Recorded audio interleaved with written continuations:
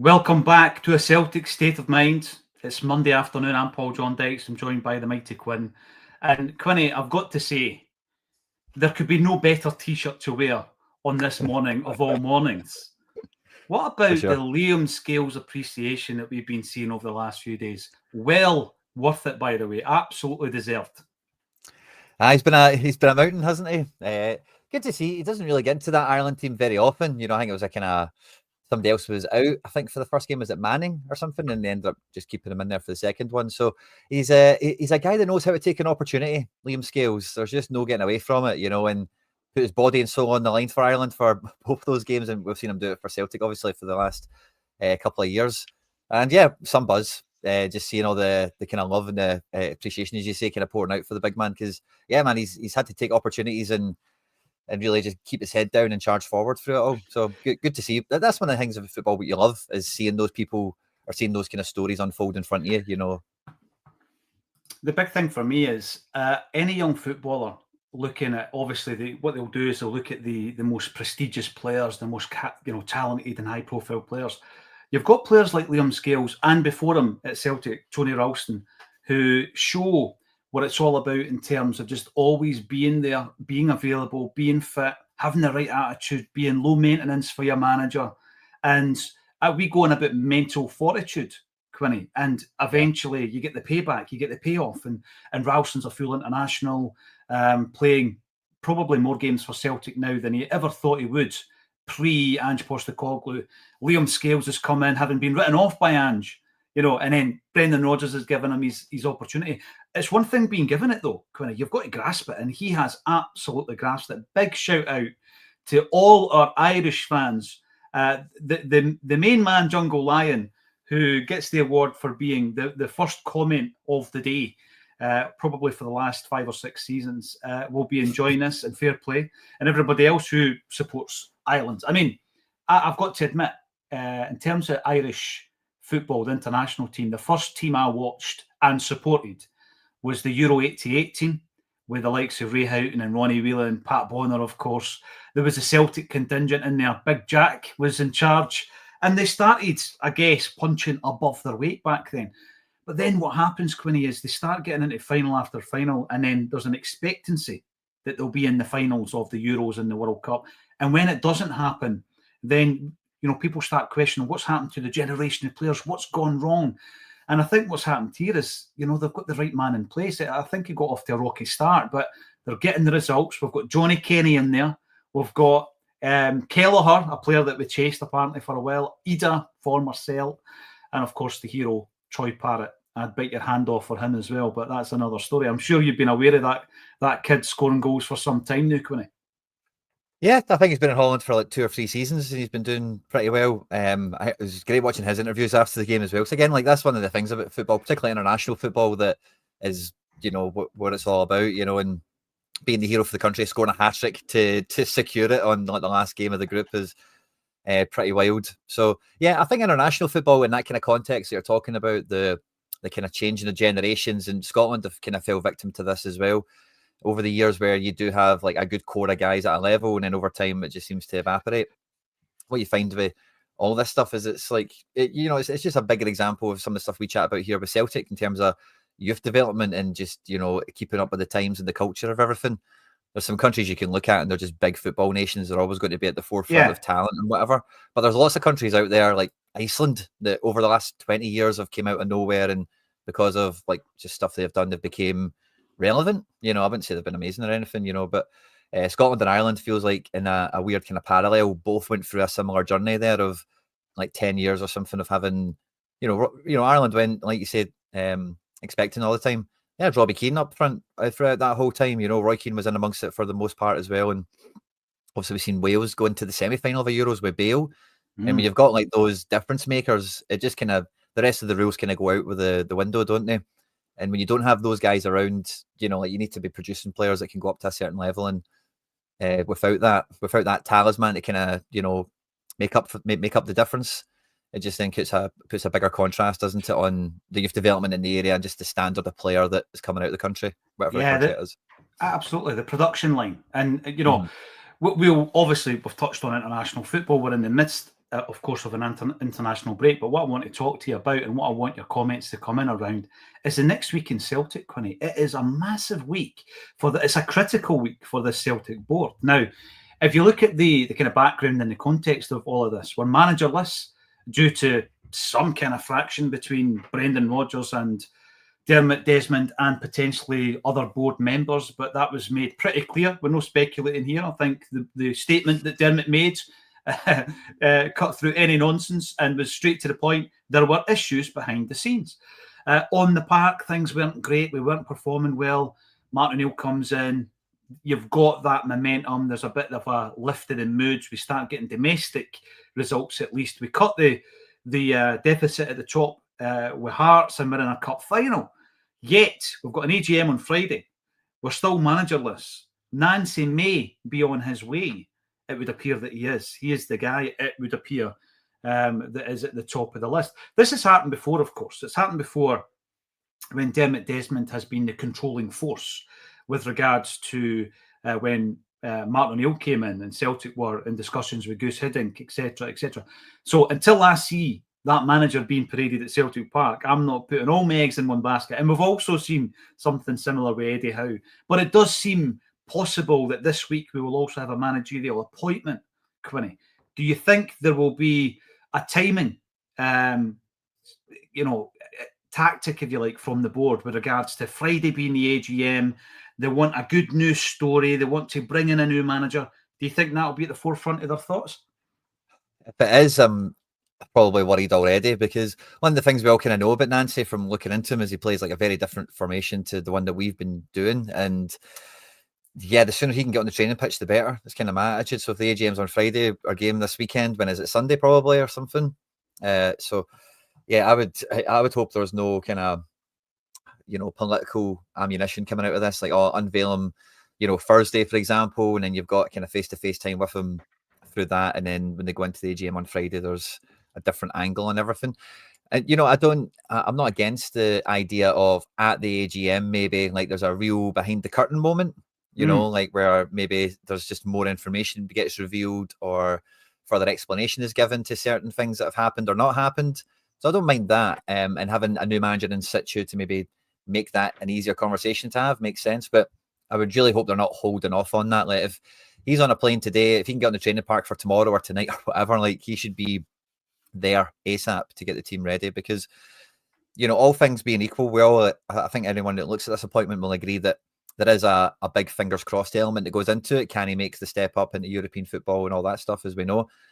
And you know that you just want to give the guy as much of a head start as possible, because there's just no getting away from the fact that ideal situation, this would have happened into the international window rather than coming out of it, so there's a lot of time missed, a lot of opportunity missed on the training ground for in that regard, unless the coaches have had training plans sent across and made some sort of head start, perhaps. You never know. But so I really hope not. Well, the thing is, Quinny, barring an emergency stream that you and I both end up on, I'll be speaking to you this same time next week. And in that 1 week, we may have a new manager. We'll certainly have an AGM, and we'll have a fixture against St Mirren on Saturday night, of all times, 8 o'clock, Saturday night football, 8 o'clock. And with one eye, of course, on this January transfer window. They're always important, I think. I think they're always important. But an extremely important one insofar as we are now chasing at the top of the table. We're not leading. I think the margin for error in all aspects of this football club right now, Quinny, is so tight. There is no margin for error.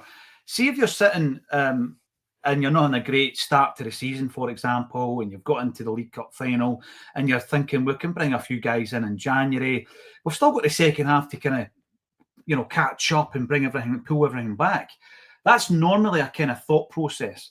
But the margin for error now is so much tighter than it would have been had we not changed the manager. So the manager's out. So we're in the realms of the unknown at the moment. We know that Martin O'Neill and Fozzie and Sean Maloney and McManus have been looking after the team. We don't know what's going to happen on Friday at the AGM. We don't know who's going to be in the dugout on Saturday night. So there really is an element of the unknown. And I think every single decision that this Celtic board makes at the moment, bear in mind, we're also applying pressure in terms of the fans' collective perspective. Every single decision that's made, Quinny, there is I would even go as far to say no margin for error. So they've got to get it right at the AGM. They've got to get it right with this appointment. They've got to get it spot on in January. Otherwise, everything can continue to unravel here.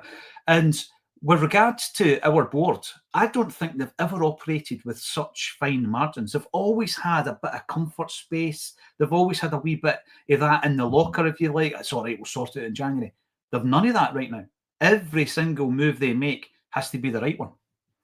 Yeah, totally. Because normally, like in these situations before, like you say, if we had like maybe Dylan in charge or any of these types of things where it's like, well, we're 8 points clear, so what does it matter, or this type of idea. Whereas at the moment, as you say, that's not in the mixture at all. So yeah, I think like the biggest, like obviously the new manager appointment is a big, no margin for error situation. But it is really the transfer window, because there's no excuse for the transfer window not being an SOS mission to save the season after, like everyone agrees. I don't think you've found any of the statements that they've put out there. They try and say, like, we understand and we see what you see in the regard of the failings of the window, and they say, we expect this and da-da-da. So, manager, no manager, Martin O'Neill, Nancy, anything working the transfer window is, should be happening regardless of that. So, getting anything wrong in any aspect, like you say, there's no cushion there to absorb any failings. Everything will be felt, every point dropped, every pound misspent this season. Yeah, it will be there for all to see. We've often spoken about a laser focus. We welcome Kevin Graham to the stream. Great to see you, Kev. You've missed just one main aspect to the discussion, and it was really just about anybody who fell in love with football. And I'm going to go back to something that Jim Orr continually says. He hates what football has become.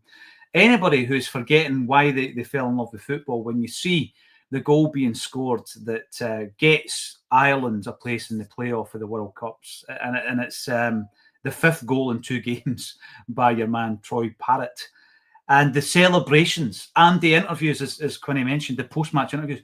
It's a reminder, Kev, why we love this game of football. It was an unbelievable watch, wasn't it? It was, and fair play to them. I mean, at the start of the week, there would have been long odds to actually beat Portugal at home, then go to Hungary and beat Hungary away. There's been quite a few decent in this modern world, even though you actually hate modern football. In this modern world, the couple of memes that have came out with Ronaldo and Dominic Szoboszlai as well. I think especially Szoboszlai's been absolutely owned, and that is something that he will never actually love doing, which is quite funny. And fair play, it just shows that anything can happen in football. Anything. It's one of the games where, when you look at other sports, there's probably more shocks in football than any other sports, really, because of the random nature of how things can actually happen. It's unlike rugby in that, where it's very, very surprising if one of the top teams gets beat just because of the way that the game's set up. But football every so often chucks something like this up, especially international football. International football can do it as well at times, because it's not really a level playing field, but sometimes it levels itself out. And it's been really, and you look at Scotland as well. When that Scotland game on Saturday night was utterly bizarre. Greece should have been out of sight. Then you can come away from that game thinking, Greece were the better team, but Scotland really deserved a draw, which is a bizarre thought to come out of a game. I've often said you can have 2 thoughts at the exact same time, but Scotland were unlucky not to get a draw. But if they were 5-0 down at half time, it would have been a fair reflection of the game at that point. I know. I know. And by the way, some incredible chances for the likes of Adams and Gannon Doak and all this. So we obviously will have one eye on the game tomorrow night, because not only will we be looking at Scotland's interest, I'm pretty sure we'll be watching Schmeichel and maybe even Matt O'Reilly playing for Denmark as well. Thanks everybody for getting involved. We are talking about a huge week in the world of Celtic. There's an AGM on Friday. There's a Saturday night game against St Mirren, and we still don't know who's going to be in the dugout. Quinny, you have been scouring information online and coming up with some great content in and around Wilfred Nancy, if he is indeed to be the man. Where are you with Nancy? What have you discovered? What can you tell us about him in relation to what should we expect if we go to either Paisley or we switch on the telly on Saturday night and Nancy's in the dugout, what should we expect? Well, in terms of the team and, you know, the kind of changes we'll be going after, or like in terms of... I'm thinking shape, kind of, you know, and philosophy and style. Sure. You know, what should we expect? Because I'm a great believer in terms of Celtic in that it's success first and everything else can, you know, that can all get dealt with. But success and winning is the main aspect of any Celtic team, any player, any manager. But obviously, because it's modern day, Quinny, we hear all about philosophy. We hear about, you know, in terms of being a thinker, a football thinker, and all this kind of stuff. That's all fair and well, but you've got to win games first, in my view. And maybe I'm a dinosaur. So, what should we expect to see in terms of that? I'll say, first of all, I don't actually think he'll take charge of the St Mirren game. If like he is announced really late in the week, I could see that being Martin O'Neill's kind of last farewell, you know, just personally. But in general, like, it's everyone's making a lot of, he plays like 3-4-3, that type of shape. So that's the main reason I don't think he'll take in the dugout, because I just don't see him having enough time to really get the team together in that way. But I think the main thing with him in terms of tactics is it's not really dogmatic on a, like, this is the only way to score goals or this is the only way to play the game. It's very situational, and it's very much, you know, using the tools at your disposal. So like I mentioned in the content that went out over the last week or two, like when he was at Montreal, the team didn't really have many good attackers, or didn't really, you know, they're not really a good team, an attacking team. So it was all about playing off the ball and then counter-attacking, maybe a wee bit of pressing and stuff. Whereas Columbus is a total change. And that's one of the things that I think gives him a bit of credibility as a candidate for the job is he, you know, he's one of these rare people that, you know, we've all heard about people that, like the Sean Maloney, Neil Lennon kind of mold, where they come in as an interim manager, they get a kind of good shake of the whip, and then maybe they get the job permanently. But it's very rare that those people then go on and get a further job, maybe further up the league, very much in quick succession as well. So to take that and then apply it and scale it up at a bigger team. And one thing I will add into this, right, is like North American football, and I'm not trying to be some sort of like, you know, champion of it all and all the rest of it, but there's so much of the conditions that go into that league and the games and everything that really coming to Europe, there will be a lot of things that are made a lot easier. Like being the Columbus manager, being the Montreal manager, I'm going to guess maybe like 40% of their week is spent at the airport or on a plane, you know, going to matches, coming back from matches. You know, in MLS, they go in little periods where they'll do like 4 games away from home on the road. Yeah. And they'll just like, you know, they'll tour the country basically. So, you know, it's all about dealing with the kind of the tools he's got at his disposal. And, you know, I've kind of got some stuff coming out for this week. And, you know, there's a lot of the Celtic team that really suit the way he wants to play. And I think like he'll really know how to use a player like McGregor. I think we could all see a real optimization of Kieran Tierney at that kind of left centre back position. A lot of people are excited for, and how he figures out the front line will be really interesting. So we do have a lot of options up there. And like I say, I don't think it'll be obvious. Like in terms of after a game or two, you'll go, "Oh, this is exactly the way he plays," because again, it's quite situational and it's just quite pragmatic in the sense of, you know, is the opposition banking into the box? Okay, well, these are the types of solutions we need for this game. Is it a more open match? Then we need to maybe hold on to the ball a bit more. A bit of a ramble, sorry, but I think you'll see a very clear difference in shape, but you'll see the team, like we'll see some smart overloads, like from centre backs coming into the pitch a bit higher up, and I think you'll see a lot of players that are already in the squad maybe reinvent themselves to the Celtic fans, or maybe just show more of their characteristics, their ability. This is the thing with a new manager, though, because we spoke about the man on Quinny's T-shirt earlier on, Kev, before you dived in. Scales was written off by the Ange Postecoglou. I mean, Ange was phenomenal. I loved Ange. I'm not criticising him. But certain players don't perform for certain managers. And it was Brendan Rodgers that breathed new life into Liam Scales' career. You could go back to Ange's time, and the other unfancied guy who was on the scrap heap was Tony Ralston. Now, managers do that, though, Kev. So it's interesting that this squad, it's almost like, right, it's a clear slate for them all. And you might actually see guys, the one that I've got in my mind who hasn't actually started really, is Balakwisha. What do you do with someone like Balakwisha? Is he a player that maybe a new manager can have a new perspective on. Nygren playing up top for Sweden and scoring goals. Is he a guy that can be utilised better than he already has done? Although he started off pretty well. Kev, where are you? Where's your mindset? Where's your state of mind with the situation of the manager? I mean, I'm going to bring this in before you answer. Martin O'Neill, and who knows, it might be the blessed Martin. The board seem to be rushing this decision. One thing I would say, Kev, this wasn't planned. I mean, it seems the Brendan Rodgers thing was knee-jerk. There was a personality issue, clearly, when you go by the Desmond comments in the statement. But it's not like we were getting rid of a manager knowing that we had someone lined up. It's been like all systems go since that fated Monday night when Rodgers left the building. Now, if we were a proper run football club, then we should have been talking to managers or head coaches anyway, because fully well known that Rodgers was going to be off in the summer anyway. So can I maybe give our powers that be a wee bit of credit here that they maybe were sounding out guys, but for the summer, and it's arrived a bit quicker than what they would have liked or what they expected anyway. With regards to going forward, I really did think that they would need to appoint somebody this window if they were being serious about January. And you can look at it both ways. You can say if Nancy gets the job, then it's been rushed, or either that he was always the first candidate and it was somebody that they had on their radar anyway, not for November or December, but for the summer. That may be the case. Where am I with it? I'm a bit underwhelmed, truthfully, but I was underwhelmed with everybody on the list. And I knew I would have been underwhelmed, as I had it in the back of my mind that this was Brendan's last year anyway. And whatever was going to happen was going to be a step down for a number of reasons.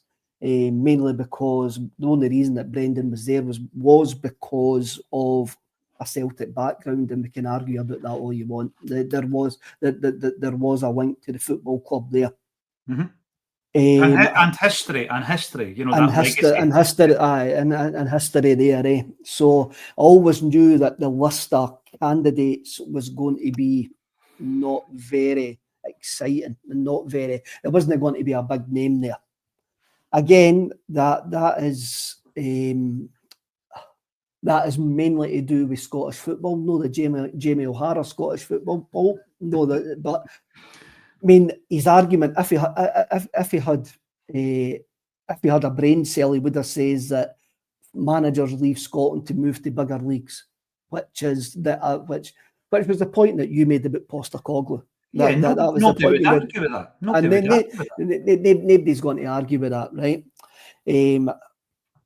I noticed Monty in the comments there talking about Hayden and Knutson.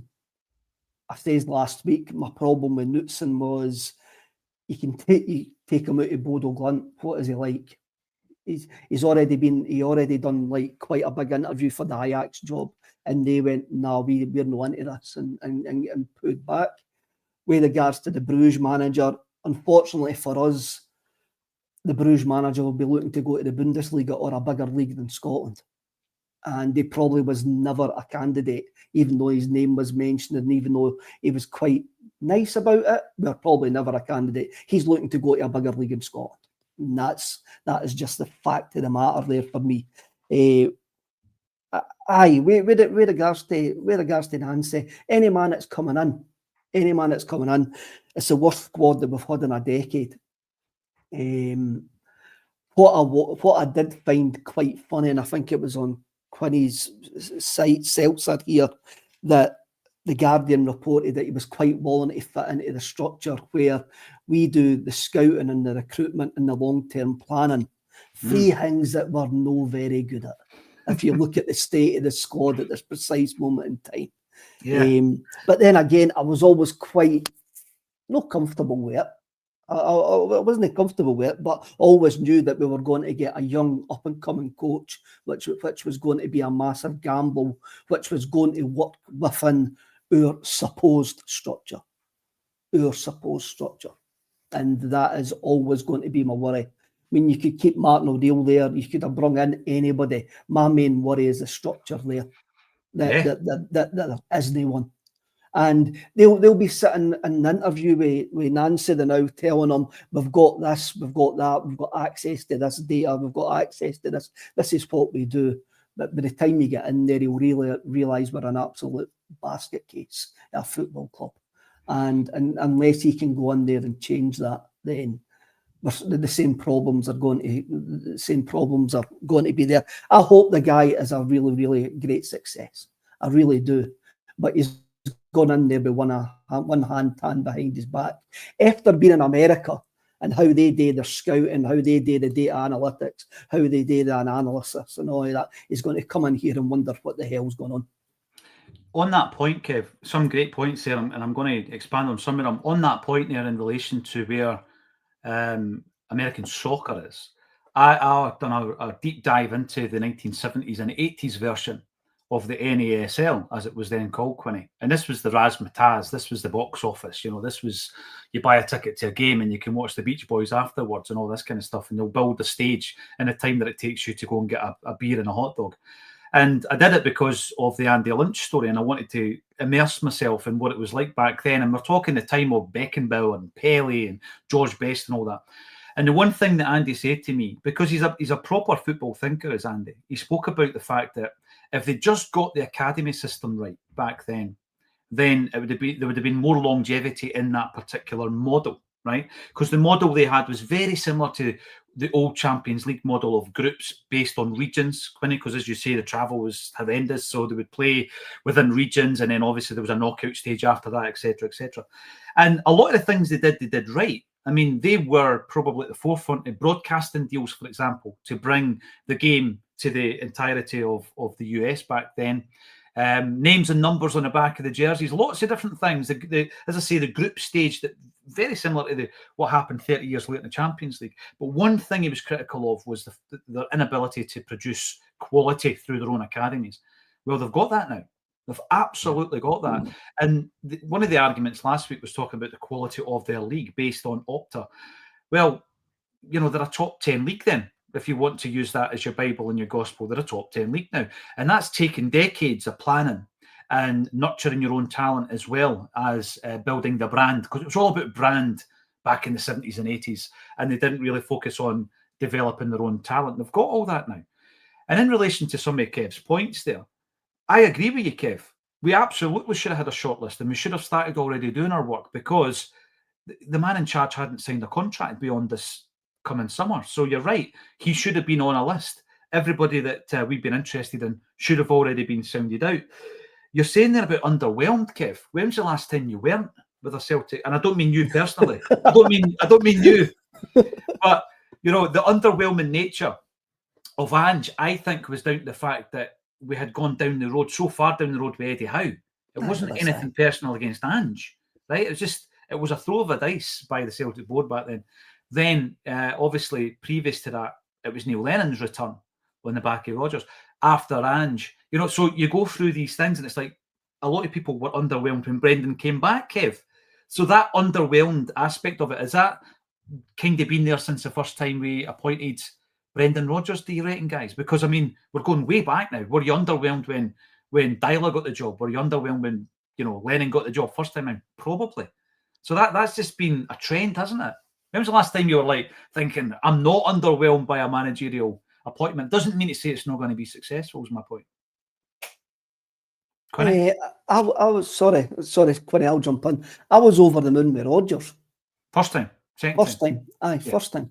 Because he was a tier above what I expected to actually get.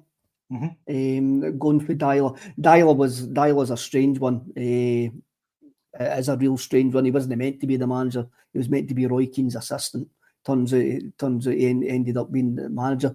That was the first time really that we've sort of went down this route. I mean, what we can actually look at, King Quinny will want to answer that question. What we can actually look at is maybe this is the first time that instead of it being a solely Dermot Desmond production, he's given Tisdale a bit of the football department a bit of leeway, go, what do we actually need to work within the structure? And Yeah. they've went, well, we've got a man to work within the structure who is not going to rock the boat like a previous manager who has brung you loads of success but was never a fit for the structure you've tried to put in here.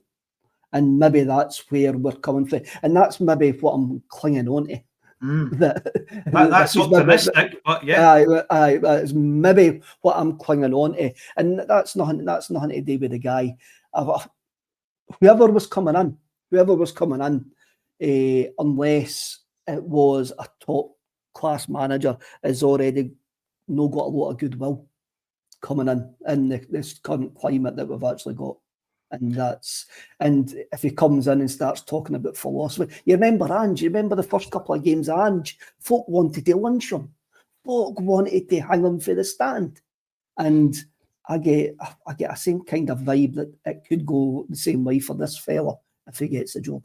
Sorry, Quinny, on you go. No, it's a good point. It's a good point, Kev, because it does show a degree, Quinny. I mean, it's easy for us to sit here and say, sat the board, every decision he makes rotten, Dermot Desmond out and all this. But it does give you a sense of, wait a minute, this does not look like a Dermot Desmond production, Quinny. You know, because I think what he tends to go for is profile of manager. I mean, obviously, Eddie Howe was the profile manager when Ange got the job. You've had Martin O'Neill, you've had Brendan Rodgers. It's profile, high profile managers. But this appointment is not high profile, and that's no disrespect to Nancy or the MLS, but it's not the high profile, right? Let's just chuck money at this. And it might give you a sense of the fact that he has been less kind of autocratic. And it's like, let's talk about this. What do we actually need? We need this structure, and we might have a plan for the structure. What type of manager will fit that structure? You know, and as I say, we're being very optimistic and positive with that, Quinny, but do you think there's an element of that? Oh yeah, big time. Like I kind of mentioned it before. When you look at the squad and you really try and paint it out into like his tactics and his shape, there's not too many. You know, we're maybe overloaded in some areas. I agree with Kev in terms of the squad's probably been as weak as it has been for the last, you know, however many years. But I think that's kind of concentrated. It's like, you know, we've got no striker, we've got no right winger, and with Alistair Johnson being injured, like the whole right side of the pitch just feels kind of like derelict at the moment. But when you kind of reshape it a little bit and you try and look at how he's going to try and implement the formation, it does fit quite nicely, you know. And I think if that there is a move towards that, like I was quite excited when Dyla got the job. I was quite excited when Ange got the job, just for the hope of, wow, like we're trying to be a modern club. We're not just appointing Mowbray, Lennon, Strachan, take your pick of these people that came prior to them. We're trying to go outside the box. And, you know, like Dyla, I don't know, he catches a lot of shades, but I don't think he was that bad a Celtic manager, really. And a lot of Brendan's first team were guys that Dyla had kind of brought through and gave minutes to and stuff like that. And he's maybe just a wee bit yes-manny, maybe in hindsight, is probably the way he's kind of remembered, is just kind of the soft manager appointment when Rangers went in the league for the most part. But so I'm always interested and excited for these appointments to maybe do something a bit different, try and move the club on in some way, because it has felt that those departments, like you're saying, give Tisdale the ability to go out and action things. Doesn't ever really feel that Celtic has been joined up thinking the whole way through from top to bottom. So if there's a bit more of that coming into it, I've seen some people giving a bit of negativity towards that, calling it nepotism. And like, I'm pretty sure I know what the word nepotism means, but I'm pretty sure like Tisdale, like giving a debut to the assistant manager's son or whatever, it's a bit of a stretch for a family connection, I think, you know. And let's be real, like life is, it's the way it works, man. It is about networking. It's about who you know. And if you're Paul Tisdale and you've got the biggest job of your life at Celtic, God knows what he's been paid and all the rest of it, but it's definitely, if you look at his CV, the biggest thing he's ever done. And it's on you to find the next Celtic manager. Your head is on the block. It's your job on the line. You're going to back a guy that you can put as much belief into as possible, that they're going to do, you know, they're going to make you look good. They're going to provide you with a job, really, through it, if that makes sense. I don't know if I've said that right, but you probably know where I'm driving at. So I'm excited by that, I suppose. And when you look at the squad maybe fitting to Nancy quite quickly and easily, it would give me further hope that if we spend money in January, it will be players that come in and click, you know, they fit the system. You don't need to guess, where's this guy going to play? Where, you know, why did we buy him? None of that. You know, it'll be very clear, like he goes there. That's a really interesting point, and I think that because of all the noise that's happening in and around disappointment and how the board are being taken to task and the AGMs on the horizon, we were talking, Kev, about margins and how there is no margin for error at the moment. So it's really interesting if there's been a slight relinquishing of power by Dermot Desmond and co, where they've actually trusted the football department headed by Paul Tisdale and said, right, what type of a manager do we need? If we're going to have a plan for the next 5, 7, 10 years, what kind of a manager do we need? We don't need a checkbook manager as such. And maybe Brendan is that checkbook manager. We need somebody who's going to fit a strategy and a system and a structure. But like Connie says, the margin for error here on Tisdale's head is so tight. In fact, there is no margin whatsoever. He needs to get that decision right. Now, yeah, I think that there's people are quick to say, oh, nepotism, favoritism, cronyism, whatever. But often it is the fact that you've just done your homework and you've done your networking. And, let's think about it. When Ange Postecoglou came in, he called upon somebody he trusted in relation to agency work and scouting and getting players in the door. And it was Frank Trimpoli through the CA, Cabase, and it worked well for us. If you look at how we got Ange, Kev, it was because, right, and some people might loathe to give credit, it was because Mark Lowell was aware of Ange Postecoglou through the City Group, and people going about City Group being full of nepotism and all that kind of stuff. So I'm on Quinny's page here when it comes to how you identify people. Often it's because you know what they're capable of, Kev, simply because you've either worked directly or indirectly with them.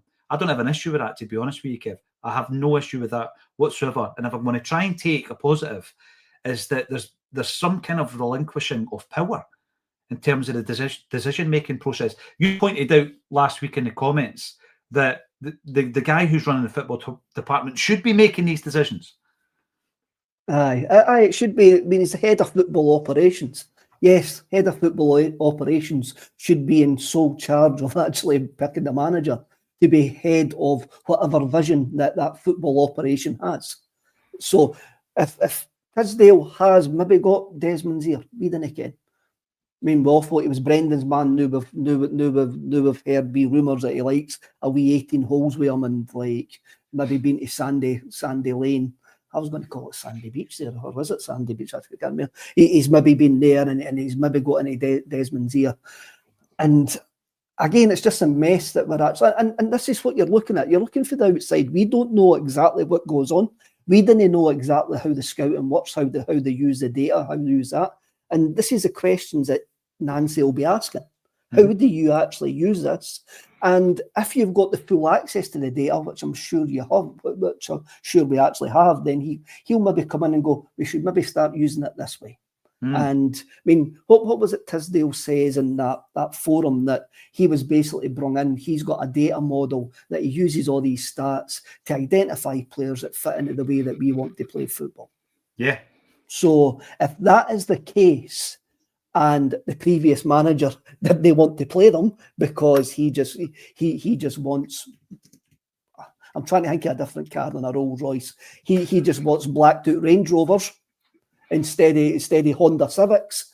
Then he's that's not going to fit into the way that we see it. Now, we might completely disagree. We might want the Brendan Rodgers stuff, but unfortunately for us three sitting here at 1:10 on a Monday afternoon, we're not making those decisions. So we've just got to see what's going on and try to go, right, what do we think is actually happening? So if we appoint Nancy, who, by all intents and purposes, with a lot of independent guys who watch the MLS, have actually says he's the best coach in the MLS. A lot of thought, I've seen a lot of YouTube stuff and all that appear with guys who are data analysis, scouting guys who look at the MLS going, he's the best coach in the MLS. You go, well, maybe they have. Maybe this is a Tisdale production then, because he's there now. Is it a Tisdale and Maloney production? Is it? Because Maloney was completely revamping with his role. Yeah. So you're maybe going, and you look at a couple of weeks ago when come in, Rodgers left, Kennedy left, there was a whole load of sackings, a whole load of, right, you get out the building, That may continue on Friday. That may actually continue on Friday.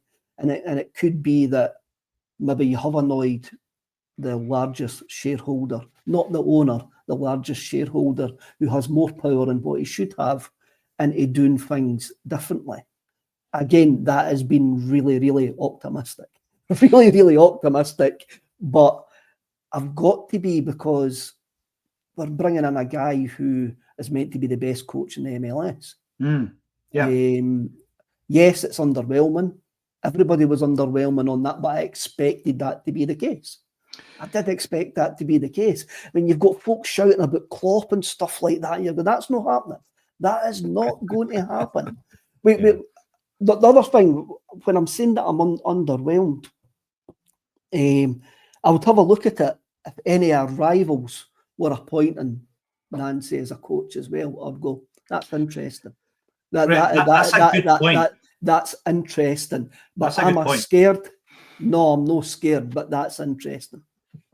It would be seen as a forward-thinking appointment, Kev, quite frankly. If someone else within the top six was making this appointment, you would look at it differently. If it was Tony Bloom's half, that's what I was just thinking. There would be folk absolutely doing cartwheels. I know. They would be talking about the vision, the structure, the forward-thinking nature of it. And you know the thing as well that's sometimes frustrating, and Kev's right, we don't know. We're trying to join the dots up here, Quinny.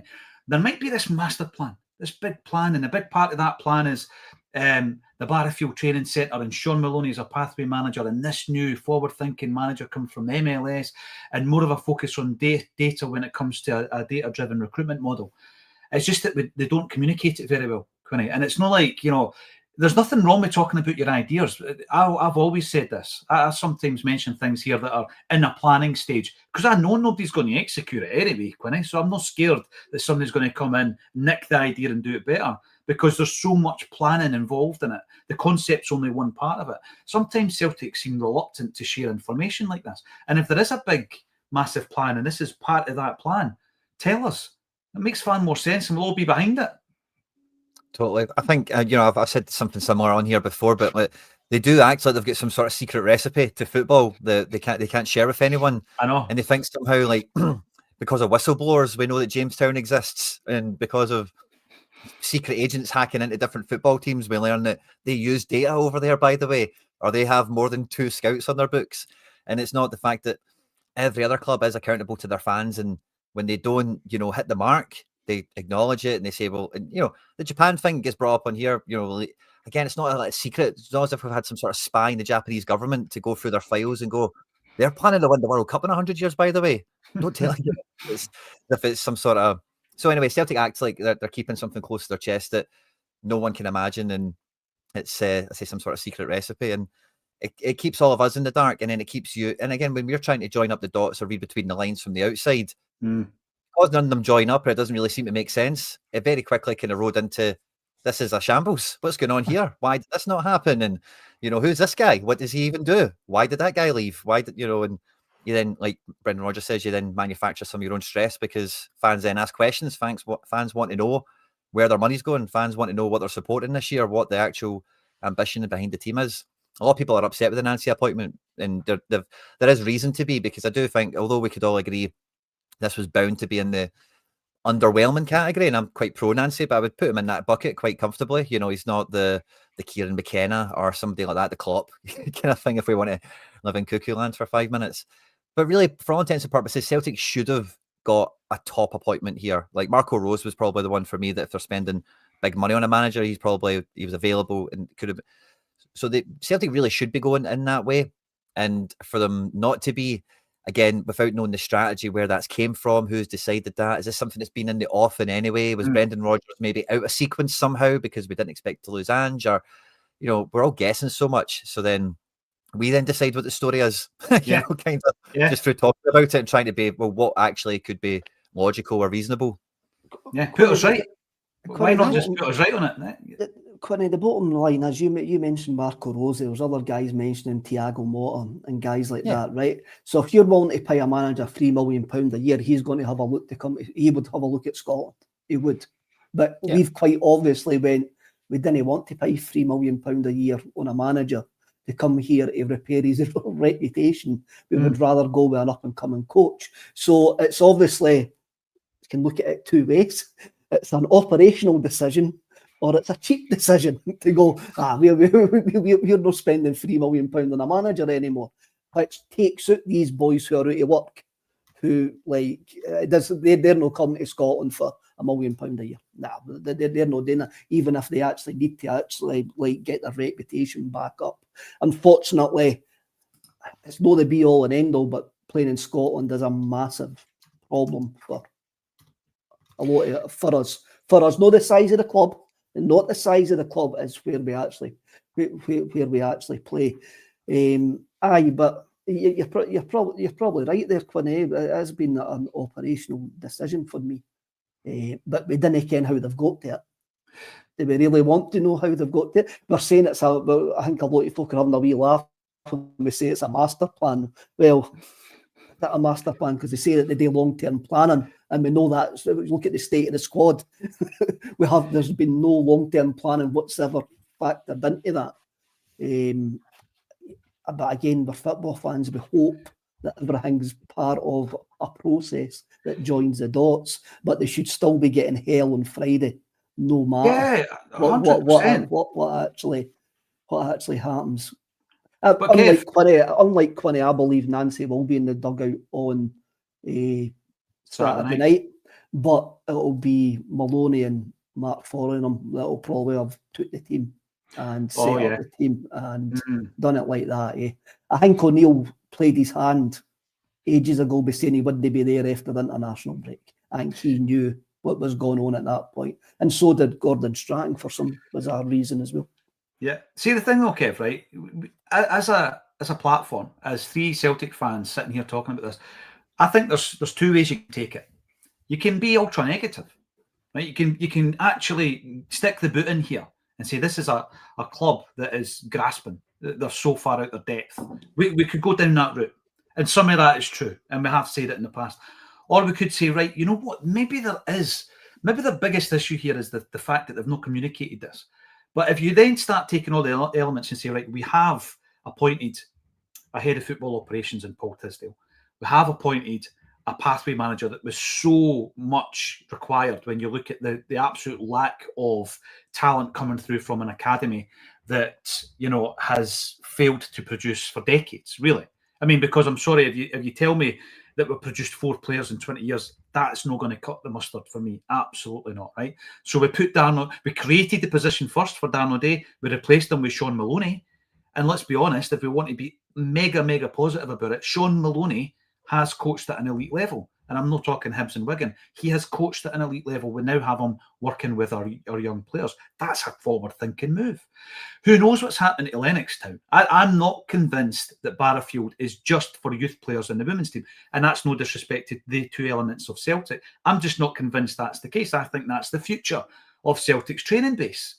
So I think they plan on using it as all weather as well. If it is like snowing and stuff, Up at Lennoxtown, remember, Samaras, all you could see was his eyes. He had a bonnet, he had a snood, a big jacket. It's horrendous up there in the cold weather, right? So maybe there is a plan, and these are all parts of the plan. So you can either go mega negative or try and be positive about this, because let's be honest, what's the alternative if they don't have a plan? The alternative is going back to the shambolic nature of what we've been talking about. I don't think we got there in the right way. I don't think the treatment of Brendan Rodgers, regardless of what you think of him, we should be better. We should be classier than that as a football club. But if the end result is, Kev, we've got our own Knutson or our own Hyen, and there's a sweet spot as to when we can get these guys, we won't know that until further down the line. But sometimes there's a wee bit of pain when you're trying to change things, isn't there? There's a bit of pain, and there's a wee bit of unfortunate, I think, amount of Celtic fans, and I'm included, where you just want to see results, and you want to see results instantly. And sometimes I think there's a reliance on throwing money at a problem just to make sure that we see the results. Maybe we need to be a wee bit more patient with this. But I think it comes down, Quinny, to just show us the plan. Share the plan with us. Because if you share a plan with us, I'm pretty sure we'll be right behind it, Quinny. Because we're football fans, we're not unrealistic. And I don't think that when it comes down to it, that we're unreasonable. If you show us what your plan is, I think we can all get behind it. Do you think part of the problem is their plan's pretty mince? Because it's not going to be win the Champions League in 50 years. It's going to be no lose the league ever, or something, isn't it?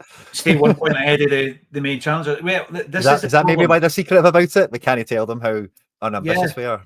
That is a part of the problem, because I don't think the club's ambition is shared by a lot of the Celtic supporters. I think, and by the way, I'm only talking about the fact that I've spoken to a lot of people. We see the comments coming through here on a daily basis, sometimes up to 1,000 comments on the live and post live. And I do think, and I've tried to explain my thinking behind it, that Celtic supporters, we got used to chasing Rangers back in the day. We caught them, then Rangers were liquidated. And I think that from 2012 onwards, it was all about chasing the 9, chasing the 10. Some of us, me included, took our eye off the European ball. And now I just think that it's not about resetting and going again for 9 and 10. It's about building a football club, Kev, that can progress in Europe. So last season, we keep banging on about it, Bayern Munich, February, and where we are now. Do that, we spoke about it, Quinny, do that 5 out of 7 seasons.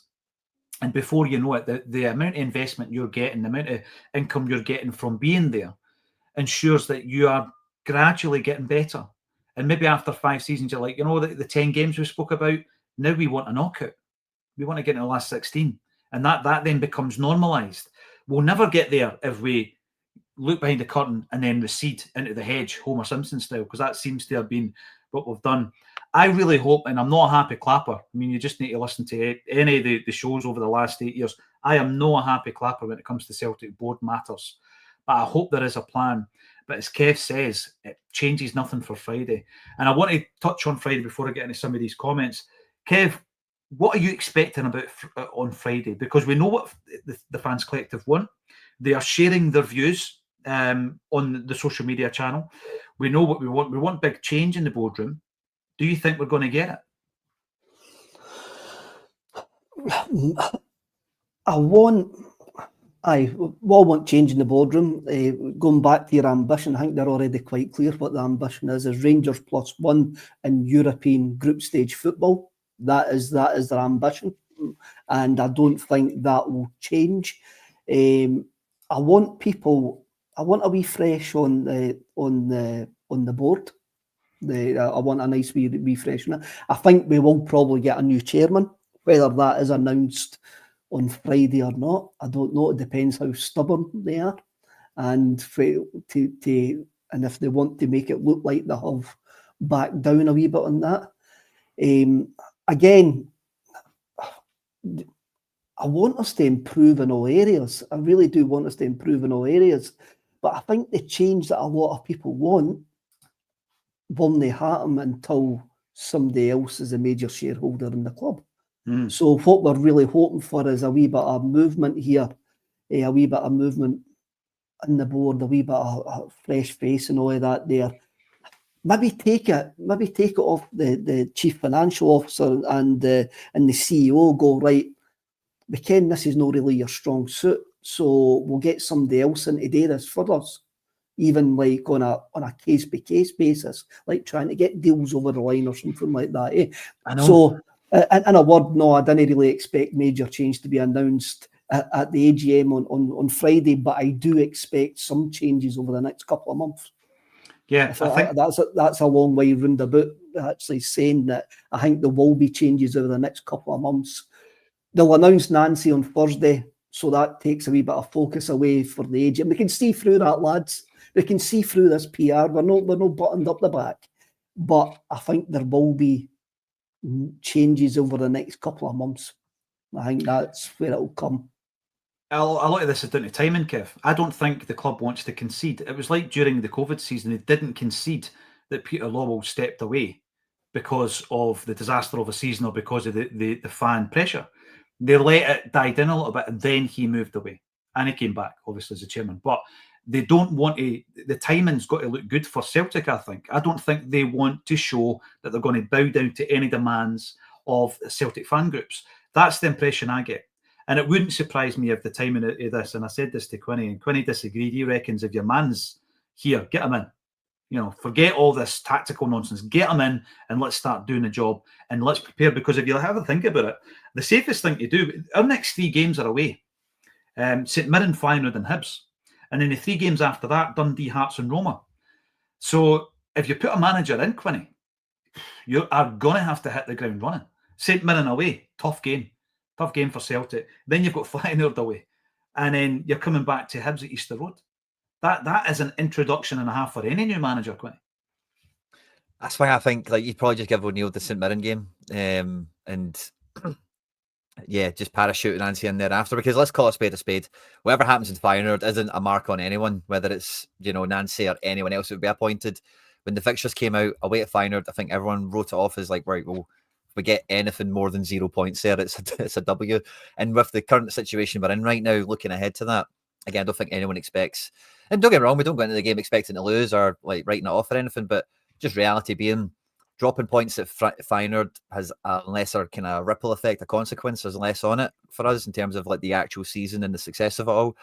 And even in the best case scenario, Feyenoord away, like really, how optimistic would you be for that? And even the best situations, you'd still maybe think for a draw or something.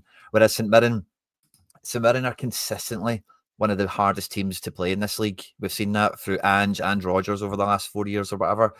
And as much as I'm kind of like pro Nancy just overall, I don't like, he gets appointed Thursday, he meets everyone Thursday night, Friday, and then Saturday night they're playing. I'm not sure that's the best way to beat St Mirren, personally, if you're just thinking of it from the Celtic point of view, forgetting about the managers and the politics of who's where. So maybe Nancy is appointed Thursday, announced, and it's all media day and all that kind of stuff. But I could see him maybe sitting in the stand or something like that. I don't know, for the St Mirren game. And then from there, it's kind of carte blanche. You've got the week with Feyenoord and training sessions before, during, and after. And then it's from Hibs, it's kind of start, Yeah. Nah. Yeah. Disagree with Quinny. Will be in the dugout singing the boys of the old brigade and getting it the full booner. I think he will be in the dugout, but as I've already said, I think Maloney and Foreign will be the folk who have actually picked the team, and will, because the players will want to impress him as well, and he'll maybe want to be in that dressing room to see what's going on. So that that's what I think. Staff, Kev, do you think he'll bring his own staff? Do you think it will retain some of the faces that are already there behind the scenes? I think so. It's the way that we usually do it. I think he'll probably bring in his assistant right straight away. Then they'll probably review it at the end of the season, or maybe in a couple of months if he wants some further support or stuff like that. But what's his history on that? All these conversations will be getting.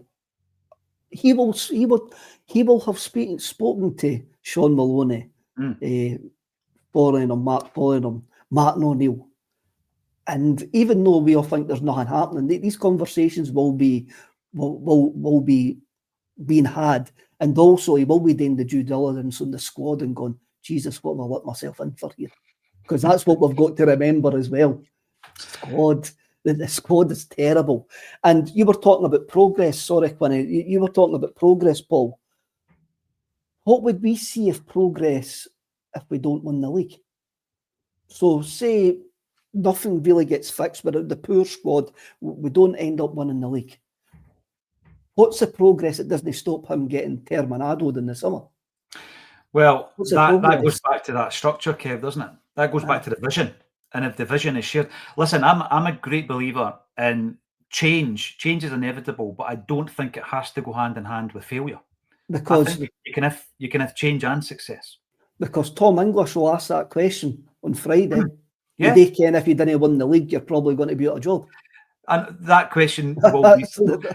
I think if we've got the belief in this manager to appoint him, then it needs to be more of a, and I say long term. What is long term in football these days? 5 years is probably long term in football, because 3 years is almost your lifespan as a Celtic manager. I think, Quinny, that it can't be. We can't have knee jerk, because then you go into a tailspin as a football club if you just change manager every 6 months. We can't get into the habit of doing that. We need stability, and part of this whole conversation we've had today is about having. He's one part of a vision. He's one part of restructuring the football department. And if he is, you can't just sack him after 6 months. And by the way, not winning the league for me, I think, is a disaster. A lot of people say to me, if you want to follow the Ajax model, sometimes you need to go 2 or 3 years without winning the league. Why not always have a strong enough team to win your league, but also change and progress behind the scenes? I I think we should be in a situation to do that. By the way, we're going to have to go hell for leather this season to win the league. Quinny called it early. I think you called it in May that Hearts were going to be challenging. You actually said they would finish second. I'll be happy if they finish second and Celtic finish top. I'll be happy with that. I don't know if you guys need to jump off, but I'm aware that I've not brought in many comments and I have saved a few. You guys all right for a few minutes to run through this? Excellent. Right, we're going to start off with In the Heat 67. If we don't beat St Mirren on Saturday, pressure is going to build. I think the pressure is intense, but at the moment it's on the board. I think the pressure's on the board at this moment in time. And you do give the opportunity. The manager, Kev, reminded me about, I don't know, 5 or 6 games into Angie's tenure that this was part of a bigger plan. You learn from that, because I was maybe moving into panic stations at that point, thinking, who is this guy? Why are we not winning football games? So I think you need a bit of patience as well. William O'Toole, how many signings minimum? This is an interesting one. Do we need in the next window? 6, 7? We might need it. I don't think we'll get 6 or 7. A couple of centre forwards, a couple of right wingers, a right back or 2. And that's before Dyson gets his move. This is what I was talking about, Quinny, in terms of margins. Now, let's look at the last 2 managers. Ange comes along with specific knowledge, obviously, of Australian football and Japanese football. And we benefit. I mean, Moy and Dyson and Rio and Kyogo, we benefit from his specialist knowledge. He then had a structure in place with regards to identifying talent, mainly through Cabase, and we brought in some great players, and Matt O'Reilly and Yakimakis and many, many others. When Brendan comes in, his specialist knowledge is in the English league. It's his only knowledge. It's the only game that he's managed. And you look at some of the signings that came in, from Ian Atchu to Schmeichel, Nat Phillips, ... Ida Trusty, these guys all came in from England. So you're going to have that element. You're going to have the element of the specialist knowledge, Quinny. But I don't think that can be your only go-to. You need to be able to scour the markets all over. Maybe he wants his first window to be his window. I don't know. How do you see that one going, Quinny? I think this kind of ties into the last kind of point. I think if you remember, like, Ange was allowed to hire some staff. He had Harry Kewell as his number 2. Brendan, when he left with some staff. He eventually got staff in after being in for a wee while this time around. So I don't think Nancy will have any issues getting his assistant manager in the building and maybe 1 or 2 other people. But I don't think the club will allow like a full department to come in. So I think that was one of the things when Brendan left for Leicester that hurt us, is like he took like a bunch of people with him, as far as I remember. So in that way, I do think like the club, one of the benefits of giving Nancy the job is that he can Ange the transfer window again, maybe, and I'm sure Tisdale will have some targets lined up and all the rest of it. But, Nancy repeating the Ange kind of thing again, and just MLS where it's at right now is like, it could, I don't want to get too carried away because I'm quite an excitable person at the best of times, right? But MLS is in the off season. So that means the January window, everyone's fair game, nobody's getting anything to play for. It's end of season for them. And the same with Nancy, and the same with every person that's involved in MLS. The number one thing they all want is to get to Europe. Doesn't matter what country they come from, doesn't matter how old they are, unless it's like Messi or whatever, and they're over there for the Swan Song, they all want to come to Europe. So if you can give this guy carte blanche on 10, 15 million, if we want to be super excited, if we want to be pessimistic, what did Ange get for Kyogo and Maeda and all that? Maybe like 8 million. Then I would be quite confident with anyone that would be brought over. We could spend hours looking at MLS players and say, oh, he could do a job for us and he could fit in. There's plenty of them out there, different ages and sizes and price points and all the rest of it. And again, I think it's a really easy way to get some easy wins into the team, because we do need like 7 transfers. And if he can just go, there's 3 guys that I want anyway, and then there's maybe some work that's been going on in the background to get a striker for us, or whatever the future of the goalkeeper department is going to be beyond this year. Sinisalo had some interesting comments. Don't know if he's caught that through the international break as well. Sorry, maybe for a tangent out there, but so like there can be like 2 strategies maybe working together on the first window, and then it's like everyone's in unison, the squad's where we need it to be, and then the club structure, we'll just keep the air quotes going, can just maintain the squad thereafter, ins and outs and upgrades and whatever going forward. It's certainly going to be interesting times. Massive week in the world of Celtic. Thanks everybody for getting involved today. Haven't covered as much as I'd want to, but that's what happens when you start to talk to fellow Celtic fans about Celtic. It just rumbles on and on and on. Thanks everybody for getting involved in the Instagram chat as well. A lot of new users jumping on the Instagram stream. We are trying to find a way to stream live. Apparently you can do it. Maybe Quinny needs to help me technically. You can stream on TikTok apparently, but I've never figured out how to do that. So I'm hoping to do it at some point as well. Thank you every single one of you for getting involved. Bruni stepped up to the plate and told Jamie O'Hara to get back in his box, and we're going to be with Bruni in a few weeks. There's actually only 5 tickets left, I checked this morning. So we're in for a brilliant night. Really looking forward to that. Thank you everybody for getting involved. Give us a thumbs up, subscribe to the channel, and join us tomorrow at 12:30 on A Celtic State of Mind.